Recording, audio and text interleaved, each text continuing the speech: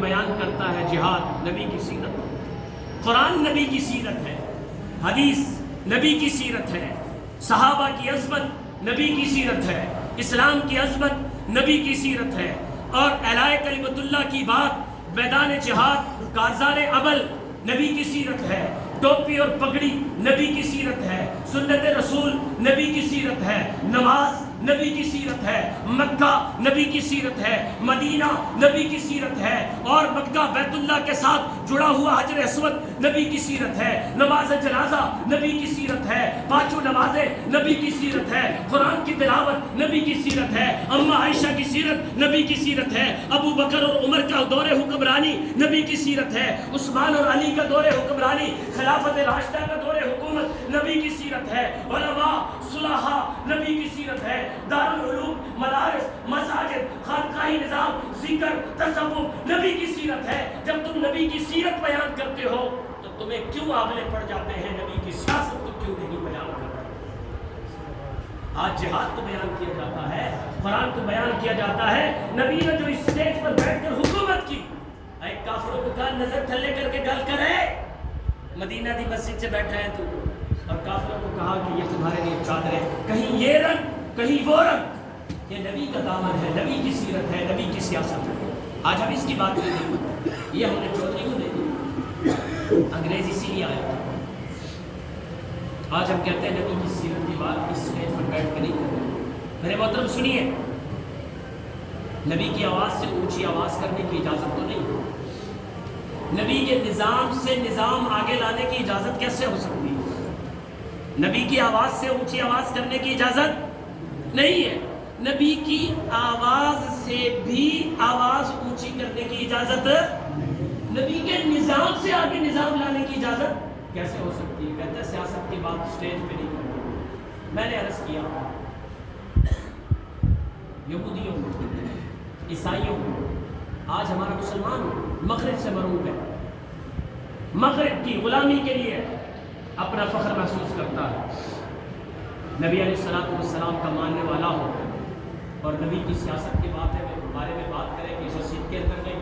یہ تو ہونی ہی مسجد میں ہے، یہ باتیں نہیں ہونی، جو اسلام کا فیصلہ ہوگا وہ تو ہوگا ہی مسجد میں۔ مولوی کے پاس تو ڈیرا بھی نہیں ہے، جس کے پاس ڈیرا ہے وہ ڈیرے میں بات کرے گا، جس کے پاس گھر ہے میدان ہے وہ ادھر بات کرے گا،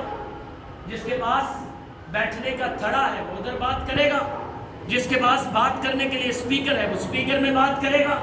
جس کے پاس لکھنے کے لیے قلم ہے وہ قلم کے ذریعے بات کرے گا، جس کے پاس پنچایتیں آتی ہیں وہ پنچایت کے ذریعے بات کرے گا، جس کے پاس منبر رسول ہے وہ کہاں بات کرے گا؟ وہ کہاں بات کرے گا؟ جس کے پاس منبر رسول ہو، جس کے پاس بیٹھنے کے لیے اڑنا بچھونا مسجد ہی ہو، وہ کہاں بات کرے گا؟ بولتے نہیں بھائی ڈر ہے تو میں آپ کے لیے بھگت لوں گا، آپ ٹینشن نہ لیں، میں اکیلا آپ کی باتیں سننے کے لیے کافی ہوں، معذرت کے ساتھ یہ باتیں کرنا ضروری ہے، اگر ہم یہ نہیں کریں گے تو کون کرے گا؟ ہم نہیں تو کون، اب نہیں تو کب، یہ نعرہ بھی ہم نے دینا بھی ہم توجہ کریں۔ بھائی مجھ سے کہنا تھا نبی کی سیاست کی بات مسجد میں نہیں کرتی، میرا محترم تھا قاری صالحین صاحب وہاں موجود تھے، ڈاکٹر صاحب بھی موجود تھے، میں نے اس بھائی سے دیکھو کہ اپنے بھائی کو ضائع نہیں کرنا، ہم نے بات سمجھانی ہے، اعتراض دور کرنا ہے، منانا ہے، ہو سکتا ہے کسی غلط ہاتھوں میں کھیلا ہو، چند دن میں اللہ کرے واپس لوٹ آئے گا، اگر علماء میں اتنی سختی ہوگی تو واپس نہیں لوٹے گا، کسی اور کی طرف چلا جائے گا۔ علماء کو اپنا نرم لہجہ اور اپنے موقف کی مضبوطی چاہیے، دلائل کے انبار چاہیے۔ میں نے ان کو کہا عیسائیوں اور یہودیوں کے ملک میں جو کلیسا ہوتا ہے،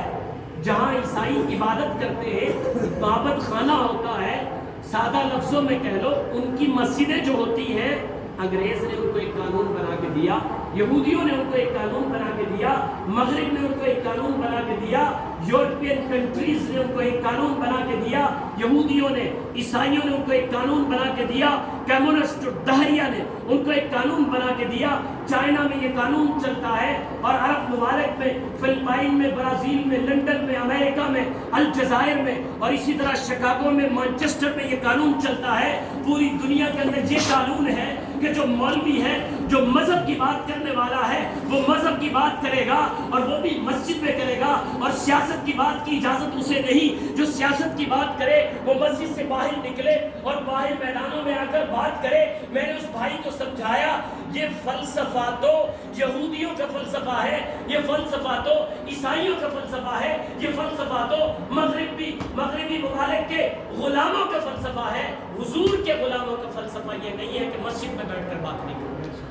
حضور کے غلاموں کا فلسفہ ہے مسجد کے اسٹیج پر بیٹھ کر نبی کی سیاست کو بیان کرنا ہے۔ تمہیں پھانسی پر چڑھنا پڑے گا، پھانسی پر لٹک جاؤ، نوکری کوئی چیز نہیں ہے۔ کیوں بھائی ہمیں کرنا چاہیے؟ آج تک ہم نے سولنگ اور نالی کے لیے ووٹ دیا۔ آج ہم جب علماء کے پاس آتے ہیں، دعوت دینے آتے ہیں، قاری صاحب بیٹے کی شادی ہے، بیٹے کو پروگرام میں سنائیے، میں پوچھنے کے گناہ کرتا ہوں، کوئی دوستی ہو، تعلق ہو، پوچھ لیتے ہیں کھانے کھلانے کا کیا انتظام ہے؟ قاری صاحب ایک ہی بیٹا ہے، اتنی زمین جائیداد ہے پڑی ہوئی ہے۔ وہ کہتا ہے جی کھڑے ہو کے کھانے کھلانا ہے، میں نے تو 5 اسٹار ہوٹل کا ذرا ماڈل دیکھا ہے، اس جیسا تو لمٹ کرنا ہے۔ قاری صاحب اس طرح کا نظام کھڑے کرنا ہے تاکہ پتہ چلے کہ یہ کچھ ایکسٹرا ورجن کے لوگ ہیں، یہ بڑے اپڈیٹ ماڈل لوگ ہیں۔ ہم نے پی سی ہوٹل کا ذرا ایک ماڈل لیا ہے، اس کا مینیو ہمارے پاس ہے، اسی جیسے ٹیبل لگائیں گے، اس طرح کھلائیں گے۔ اب وہ بیٹا بھی مسلمان، باپ بھی مسلمان، گھر والے بھی مسلمان، 5 وقت کے نمازی، کہا جاتا ہے بھیا کھانا تو بیٹھ کے کھلاتا ہوں، تو نبی کی سنت سیرت ہے، اس میں عظمت، مسلمان کی شرافت، مسلمان کا عروج، مسلمان کی نشانی ہے۔ یا کیسے کہتا ہے جی ایک ہی بیٹا ہے، کیا کرے جی، بس جی وہ جس طرح کہہ رہا ہے اس طرح مانے۔ پتہ ہے اس کا کیا مطلب ہے؟ ایک ہی بیٹا ہے، جس طرح وہ کہتا ہے جی قاری صاحب مجبور ہے، ہم بھی کیا کریں جی، بس بات ماننی پڑتی ہے، اتنی زمین جائیداد ہے، کیا کرنا ہے کہ بیٹا اس کو قربان کر دیں گے۔ یہ دبے لفظوں میں کہتا ہے کہ مولوی صاحب تسی نہیں آنا تو تسی نہ آیا جے۔ دبے لفظوں میں کہتا ہے کہ مجھے اسلام کی کوئی ضرورت نہیں، دبے لفظوں میں کہتا ہے مجھے نبی کو راضی کرنے کی کوئی ضرورت نہیں، دبے لفظوں میں کہتا ہے میں اللہ کی ناراضگی، رسول اللہ کی ناراضگی مول لے سکتا ہوں، لیکن اپنے بیٹے کو ناراض نہیں کر سکتا۔ یہ دبے لفظوں میں ہمیں بات سمجھا رہا ہے۔ ایک ہی بیٹا ہے کہ اتنی زمین ہے، کیا کرو، بیٹھ کے کھانا کھلاؤ یار، نبی کی سنت ہے، مہربانی کرو یار، اس میں عزت ہے، مسلمانوں کا عروج ہے، شرافت ہے۔ کہتا ہے جی بیٹا ہے کہ یہ قاری صاحب کیا کرے جی، یہ جو قاری صاحب کیا کرے جی جو لفظ ہوتے ہیں نا، اس میں وہ یہ سمجھا رہا ہوتا ہے تسی تھوڑی مہربانی جی تسی نہیں آنا دے نہ آیا، سانو سنت نہ پڑھاؤ، سانو دسن دی لوڑ نہیں، بس ہمیں جیسے جویں کرن لگے جڑا ناراض ہوتا ہے ہوئی جائے، بیٹے نو ناراض نہیں کرنا۔ میرے محترم دوستو، آج تک ہم نے سولنگ اور نالی کے نام پر ووٹ دیا۔ یقین جانیے کہ ہم میں سے کتنے لوگ ہیں جنہوں نے ووٹ دیا ہوگا، کسی نے کسی پارٹی کو دیا ہوگا، کتنے لوگ ہیں جنہوں نے ووٹ دیا اور ان کے گھر کے سامنے پانی کا جوہر بنا ہوا ہے، بنا ہوا ہے نا بھائی، ووٹ بھی دیا،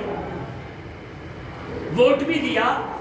ٹرانسفارمر بھی صحیح نہیں کرا سکتا، ووٹ بھی دیا، گھر کے اوپر سے تاریں گزرتی ہیں جو ایک معاہدہ والے کو 500 روپے دینے کے بعد صحیح ہو جائے گی، تم اپنے ایم پی ایم این اے سے اتنا بھی نہیں کرا سکتے، تمہارا ڈیتھ سرٹیفکیٹ بھی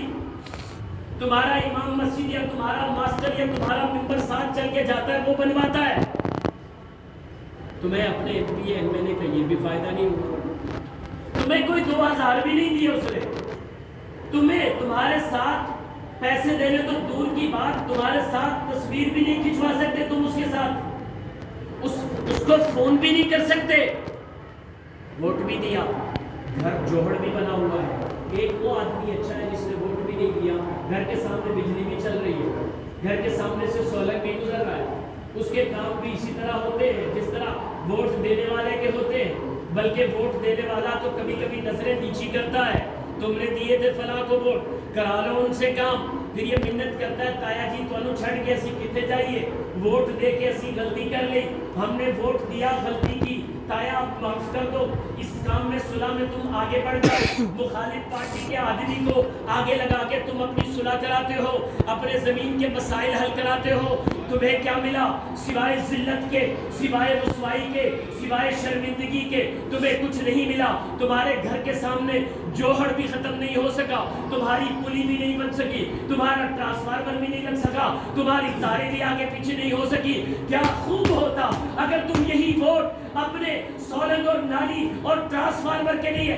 نہ دیا ہوتا, بلکہ مسلمان ہونے کے ناطے سے اللہ کے حضور سرخ روح ہونے کے لیے دیا ہوتا, نبی کی شریعت کے لیے دیا ہوتا, قرآن کی حفاظت کے لیے دیا ہوتا, عصمت صحابہ کے لیے دیا ہوتا, ملک کے تحفظ کے لیے دیا ہوتا, اپنی قوت کی بنیاد پہ ایک مسلمان کی جرت پیدا کر کے آپ نے یہ ووٹ دیا ہوتا. اور آپ کو اللہ کی قسم اگر آپ کا ٹرانسفارمر نہیں بھی لگتا, بجلی آپ کے گھر نہیں بھی پہنچتی, سولنگ آپ کے گھر نہیں بھی پہنچتا, تب بھی آپ کا دل گواہی دیتا دنیا میں میرا گھر روشن ہو نہ ہو, کل قیامت کے دن حضور کے سامنے میری جنت ضرور روشن.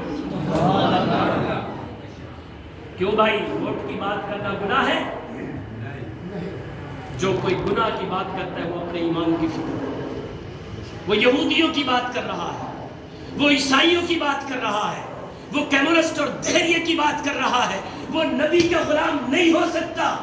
جو کہے مسجد کے ممبر پر بیٹھ کے سیاست کی بات, نبی کی سیاست سے تو روک سکتا ہے؟ نہیں. تو اپنے ایمان کی فکر, اللہ کے ولی تو نے مرنا ہے, ووٹ جس کو دینا ہے دفعہ اور منہ کالا کر, لیکن یہ نہ کہہ کہ نبی کی سیاست کی بات سٹیج پہ بیٹھ کے نہ کر, یہ نہ منع کر.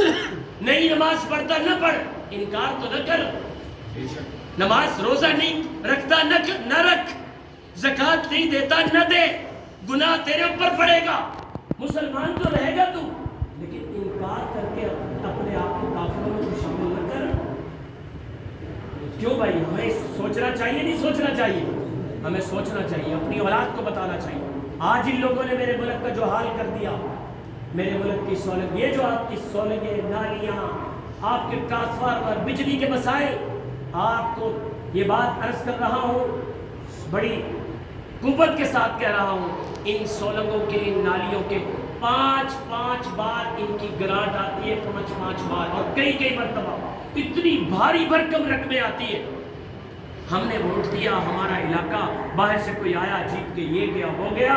اور اتنی بڑی پیمنٹ اپنی اولاد پہ خرچ کرتا رہا, لندن ناشتے بھیجتا رہا, لندن سے ناشتے آتے رہے, اور ادھر دبئی ناشتے بھیجتا رہا, دبئی سے ناشتے آتے رہے. ایک دن میں آج امریکہ کا سفر, دوسرے دن میں عرب کنٹری کا سفر, تیسرے دن میں چائنا کا سفر, آج کراچی میں, آج وہاں پہ, آج ہیلی کاپٹروں میں, آج جہازوں میں. ان کے بیٹے عیاشی کر رہے, میرا بیٹا گرمی میں پسینے میں تڑپ رہا ہے, نہ اس کی صحت کا کوئی پوچھنے والا, نہ اس کی تعلیم کا کوئی پوچھنے والا, نہ اس کو سولنگ اور نالی کا کوئی پوچھنے والا, نہ اس کے گھر کا کوئی پوچھنے والا, نہ اس کو کوئی گڑ کی سالن دینے والا, نہ روٹی دینے والا, نہ اس کی تعلیم کا, نہ اس کے مستقبل کا کوئی فکر کرنے والا. ووٹ اس کے باپ نے دیا, بھگتے اس کی اولاد, اس کا مستقبل بھی تاریخ ہوگا. 2000-5000 کے لیے ہم اپنا ایک ووٹ, اپنا ضمیر بیچتے ہیں. کاش یہی ضمیر ہم نے بیچا نہ ہوتا, بلکہ اللہ اور اس کے رسول کی غلامی میں وقف کر دیا ہوتا. اللہ کی قسم یہ آخرت میں ہماری نجات اور بخشش اور سفارش کا ذریعہ بن جاتا.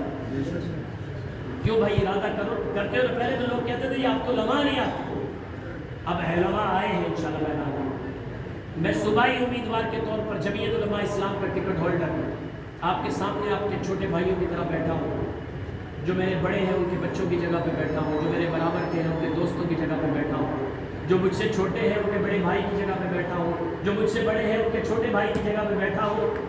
24 گھنٹے میرا دروازہ آپ لوگوں کے لیے کھلا ہے. میں جس قابل ہوا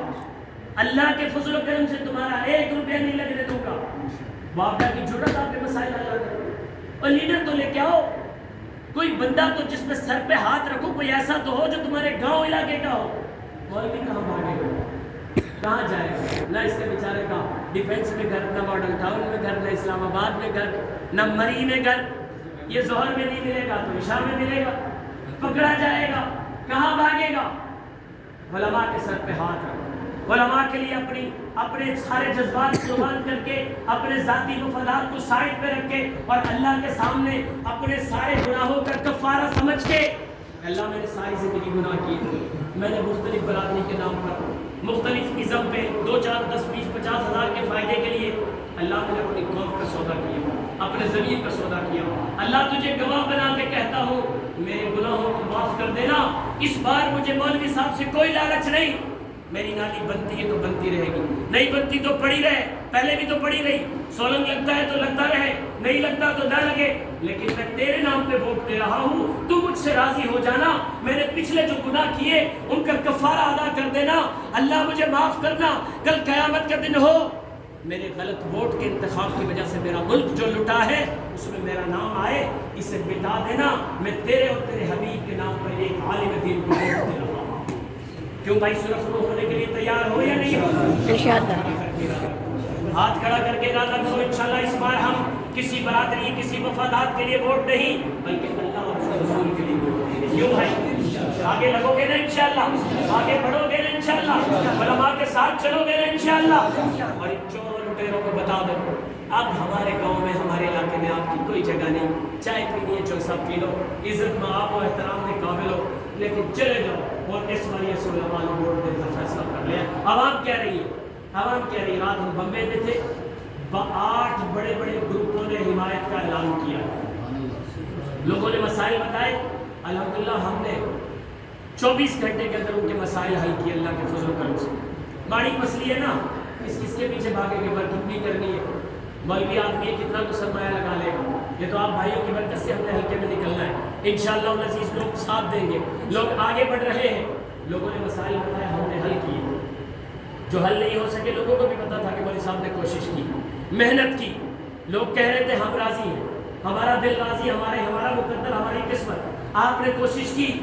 ہم اتنا تو کر سکتے ہیں کسی بھائی کی دل جوئی کے لیے، اس کی زخموں کو بند کرنے کے لیے اپنے آواز تو لگا سکتے ہیں نا، تھانے میں بھی پہنچ سکتے ہیں، ایسے جو صاحب ہمیں لقمہ بنا لیں گے، کھا جائیں گے بھائی، ہمارے ٹیکسوں پہ